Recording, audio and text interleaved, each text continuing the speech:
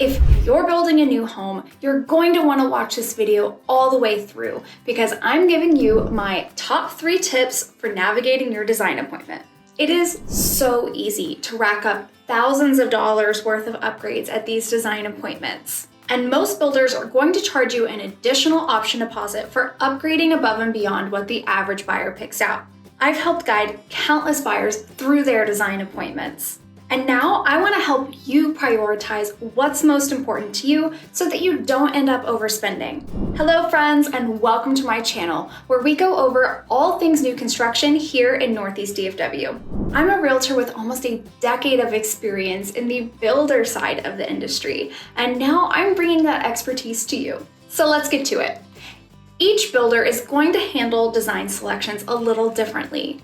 Some builders utilize a package system with pre-selected finishes that have all been designed to match. Usually, you'll select your package and often be allowed to make some customizations within that package at an appointment with the builder rep. Some builders will let you go to an actual design center with a full array of options available for you to mix and match with the help of a designer. This second model makes it especially easy to overspend. Now, I'd be remiss if I didn't mention that having a realtor who specializes in new construction is a great way to make sure that you're not going it alone. But regardless of which system your builder uses and whether or not you have representation, these tips will help you make smart choices at your design appointment. That brings us to tip number 1. Prioritize the big ticket items that are going to be extremely difficult to change later. We're talking things like flooring, cabinets, countertops.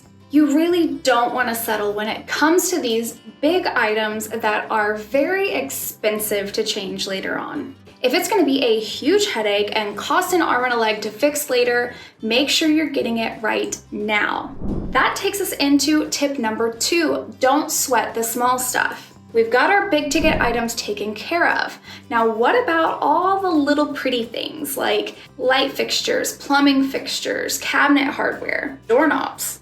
These are all items that are super easy to switch later if you're not happy with these standard options that the builder offers. And frankly, often the upgrade options that they have available either aren't that nice or there just aren't that many options to choose from. So by going with the standard option and not financing that upgrade at 7% or whatever rates are at by the time you're watching this, you can get exactly what you want and not have to pay for it every month for 30 years.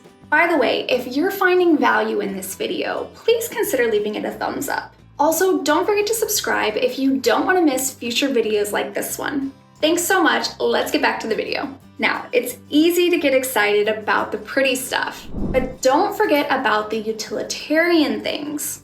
Things like blinds, gutters, extra outlets, additional flat work. Let's break down each of those. Blinds are usually pretty affordable to get through the builder, and the best part is it's done when you move in. You don't have to have multiple companies come out to give you quotes and measure each window, or worse yet, having to do it yourself and trying to figure out what the best brand is and what size to get. It just saves a lot of headache to just have it done by the builder and not worry about it.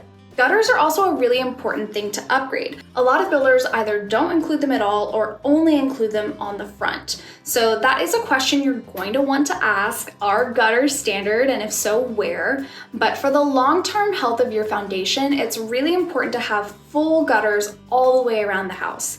It's especially nice in the back so that you're not walking through a wall of rain if you're trying to get from your back patio to your yard.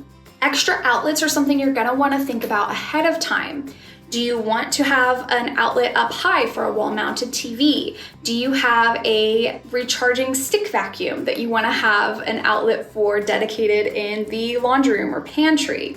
Are you going to have a couch floating in the middle of the room and you want to be able to have a lamp beside the couch or charge your phone without having cables running across? It's a lot easier for the builder to make those changes now, before the foundation is poured and before the sheetrock goes up, than it is for you to hire an electrician to come in later.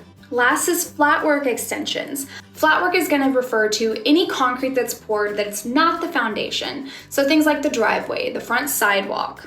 A lot of builders will offer a covered patio extension as a structural option, but what many people don't know is that you can also extend the uncovered portion of your patio. For instance, we added a 10 by 10 extension off of our covered patio to create a fire pit area. When the builder has concrete already coming out for your driveway and your sidewalk, it's usually not that much more to add in some additional concrete for the back. Just as an example, the extended covered patio option on my floor plan was around $7,000, and to do the uncovered flatwork extension was less than $1,000. So it's a great way to add on additional living space in the back without having to pay for the full structural option. So there you have it. Hopefully you're feeling a little bit more prepared for your upcoming design appointment and feeling confident about making good choices. Leave a comment below with your favorite tips so I know what content to talk about in future videos. And if you're still in the early stages of this process and just thinking about buying a new construction home here in the Dallas area, let's have a no strings attached conversation about your home buying goals. I'd love to be in your corner, but I can't help if you don't reach out. And if you want to know more about the process of buying a new construction home, from the very first step up till contract, then check out this video guide. Thank you so much for watching, and I'll see you next time.